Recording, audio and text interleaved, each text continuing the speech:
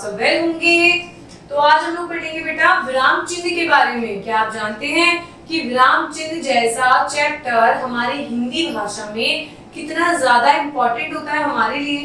क्यों इम्पोर्टेंट होता है? क्योंकि हमारी पूरी हिंदी भाषा का जो पंचुएशन, इंग्लिश में पंचुएशन कहते हैं, जैसे इंग्लिश में पंचुएशन का लगना जरूरी होता है, वैसे ही हिंदी भाषा में पूर्ण विराम, अल्प विराम, अर्ध विराम, निर्देशक चिन्ह, इन सब का लगना बहुत जरूरी होता है। तो इस दृष्टिकोण से ये चैप्टर हमारे आने वाले हिंदी के लिए बहुत ज्यादा इम्पोर्टेंट होने वाला है। तो देखिए ये पूरा चैप्टर वीडियो के लास्ट तक। चलिए स्टार्ट करते हैं। विराम चिन्ह। विराम शब्द का अर्थ है विश्राम, रुकना या ठहरना। हम बोलते समय या अपने भावों को प्रकट करते समय बीच बीच में अपनी बात पर बल देने के लिए अनेक स्थानों पर रुकते हैं। बिल्कुल रुकते हैं। जब हम बोल रहे होते हैं तो ऐसा तो नहीं होता बेटा कि हम बिल्कुल फ्लो में ही बोलते रहते हैं। हम कहीं रुकते भी हैं, कहीं हमारी आवाज धीमी भी होती है, कहीं किसी चीज को हमें ज्यादा जोर देके बोलना होता है तो हम थोड़ा उस पॉइंट पे थोड़ा तेज भी बोल लेते हैं, है ना। यदि बिना रुके हम अपनी बात को कहते चले जाएंगे तो सुनने वाले को कुछ समझ नहीं आएगा। अब आप देखिए, मैं आपको कुछ भी बता रही हूँ तो कहीं ना कहीं मैं स्टॉप भी ले रही हूँ ताकि आप मेरी बात को समझ पाओ।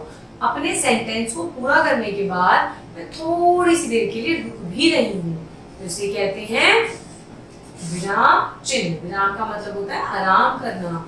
एक सेंटेंस के बाद चाहे एक सेकंड का आपने अपनी टंग को, अपने गले को, अपने माउथ को आराम दिया है। विराम चिन्ह की परिभाषा। वाक्यों के बीच में रुकने की प्रक्रिया में व्याकरण के जिन चिन्हों का प्रयोग किया जाता है उन चिन्हों को विराम चिन्ह कहते हैं। प्रमुख विराम चिन्ह कौन कौन से हैं बेटा? अपनी बात को उचित प्रकार से कहने के लिए निम्नलिखित विराम चिन्हों का उपयोग किया जाता है। तो आइए हम पढ़ेंगे कौन कौन से विराम चिन्ह होते हैं जिनका हम यूज करते हैं। पहला होता है बेटा पूर्ण विराम। इस चिन्ह का प्रयोग वाक्य समाप्त होने पर किया जाता है। जब हमारा वाक्य समाप्त हो जाता है तो बोलने वाली भाषा में हम थोड़ी देर के लिए रुक जाते हैं और लिखने वाली भाषा में हम ये वाला साइन लगा देते हैं। तो उसका मतलब है ये वाक्य पूरा हो चुका है। भारत ने पाकिस्तान को युद्ध में हराया। तो ये लगने की डंडा लगने का मतलब है पूर्ण विराम कि ये वाला सेंटेंस कंप्लीट हो चुका है। सेकंड आते हैं हम लोग अल्प विराम। लिखते या बोलते समय एक वाक्य को दूसरे वाक्य से अलग करने के लिए थोड़ा रुकते हैं, जैसे रुके, तब इस चिन्ह का प्रयोग किया जाता है।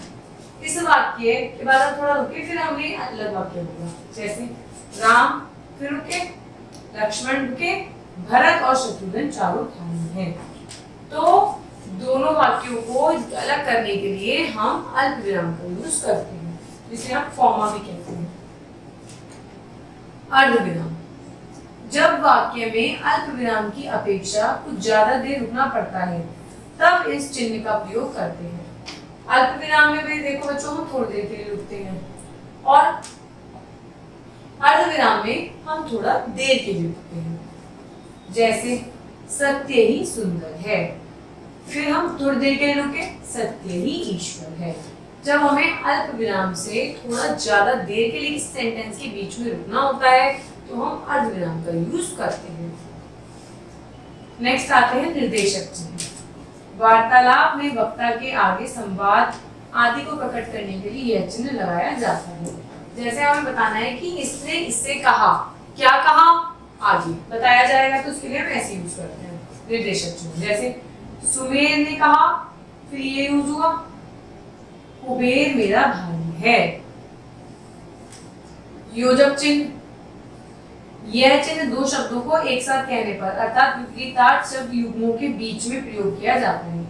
जब हम दो शब्दों को, विपरीत शब्दों को एक साथ लिखते हैं तब हम, जैसे जीवन मतलब जीना, मरण मतलब मरना, दोनों एक दूसरे के विपरीत हो गए। जीना अलग होता है, मरना उसके ऑपोजिट होता है, तो उसके पीछे हम योजक चिन्ह का उपयोग करते हैं। जैसे सुख चिन्ह और फिर दुख। लाघव चिन्ह।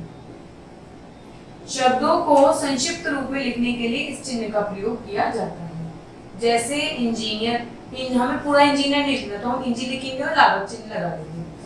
जैसे हम पूरा डॉक्टर नहीं लिखते तो हम क्या लगा देते हैं, डॉ के आगे लागत चिन्ह लगा देते हैं, है ना। नेक्स्ट आते हैं बेटा हम लोग संबोधक चिन्ह पे। किसी व्यक्ति विशेष को संबोधित करते समय इसका प्रयोग किया जाता है। जब हम किसी व्यक्ति को बुलाते हैं, पुकारते हैं तो मोस्टली हम वहां इसका यूज करते हैं। जैसे पंकज, किसी को बुलाया जा रहा है, संबोधित किया जा रहा है, फिर हमने चिन्ह लगा दी यहाँ आओ। प्रश्नवाचक चिन्ह ये तो आप शुरू से ही समझते पढ़ते आ रहे होंगे। जिस वाक्य में कोई प्रश्न किया जाता है उसके अंत तक इस चिन्ह का प्रयोग किया जाता है। सुरेश कहाँ है, क्वेश्चन पूछा गया है ना, तो हम इसका यूज करेंगे। योगेंद्र कब तक जाएगा, जिसमें क्वेश्चन पूछा जाता है, प्रश्न पूछा जाता है। किसी बात के विशेष अर्थ को स्पष्ट करने के लिए इसका प्रयोग किया जाता है। जैसे वह प्रियंवदा है, प्रियंवदा को हमें बता दिया है कि प्रिय बोलने वाली स्त्री है। हमने इस विशेष शब्द को साधारण भाषा में बता दिया, तब हम कोष्टक का इस्तेमाल करते हैं। त्रुटि चिन्ह, त्रुटि का मतलब होता है गलती। लिखते समय जब कोई शब्द भूलवश छूट जाता है तब इस चिन्ह का प्रयोग किया जाता है और शब्द को पंक्ति के ऊपर लिखा जाता है। मैं कल घर जाऊंगा, हम इसमें अगर हमने कल नहीं लिखा, गलती हो गई, तो हम लिखेंगे मैं कल घर जाऊंगा। तो हम ये लगाते हैं जब कोई शब्द लिखने से, कोई वाक्य लिखने से छूट जाता है तो हम इस शब्द का इस्तेमाल करते हैं। तो अब तक आपने पूरी इस वीडियो में देखा होगा कि कितना इम्पोर्टेंट है हमारे लिए, हमें जानना, बोलने के लिए भी हमें विराम चिन्हों का ज्ञान होना बहुत आवश्यक है, ताकि हमें पता चले कि हमें संबोधन करना है तो कौन सा चिन्ह लगाना है। जब तक हमें लिखना नहीं आएगा तो हम उसे पढ़ेंगे कैसे, पढ़ने के लिए लिखना भी हमारे लिए बहुत जरूरी है। तो ये टॉपिक्स ऐसे हैं बेटा कि रीड करने और इनको पढ़ना, इनको समझना इज वेरी इंपॉर्टेंट। आने वाले टाइम में हिंदी में हम जो भी पढ़ेंगे ये सब उसका क्या होता है बेटा, बेस होते हैं।